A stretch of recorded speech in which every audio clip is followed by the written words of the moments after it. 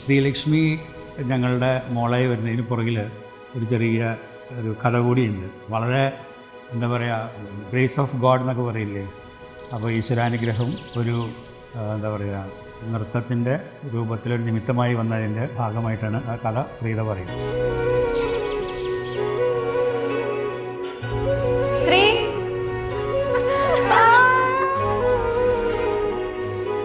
ചെക്കൻ്റെ അമ്മ അവളുടെ സ്റ്റുഡൻ്റാണ്, ഡാൻസ് പഠിപ്പിക്കുന്നിടത്ത് വരുന്നുണ്ടായിരുന്നു. ഒരു നിമിത്തം പോലെയാണ് എൻ്റെ കൂട്ടുകാരി, എൻ്റെ ഒപ്പം വർക്ക് ചെയ്യുന്ന ലക്ഷ്മിബായി ടീച്ചർ എന്നെ ഇങ്ങനെ വിളിച്ചത്. പ്രീത ഇങ്ങനെ അമ്മൂട്ടി ഡാൻസ് പഠിപ്പിക്കുന്നുണ്ട്, ഞാൻ പോകുന്നുണ്ട് വായോ എന്ന് പറഞ്ഞു. അപ്പോൾ ഞാനിങ്ങനെ വെറുതെ ചോദിക്കട്ടെ, ഭായി വീട്ടിൽ ചോദിക്കട്ടെ, സമ്മതിച്ചു വെച്ചാൽ വരാട്ടോ പറഞ്ഞു. അപ്പോൾ എനിക്ക് ചെറുപ്പം മുതലേ ഡാൻസ് ഇഷ്ടമാണ്, ഡാൻസ് കളിക്കുന്ന കുട്ടികളെ ഇഷ്ടമാണ്. അങ്ങനെ ഒന്നും വിചാരിക്കാതെ അങ്ങോട്ട് വന്നിട്ട് പിന്നെ അങ്ങനെ മോളെ കണ്ടിട്ട് അങ്ങനെ ഇഷ്ടമായി. അപ്പം ഇങ്ങോട്ട് എൻ്റെ മോളാക്കിയാലോ എന്നൊരു തോന്നല്.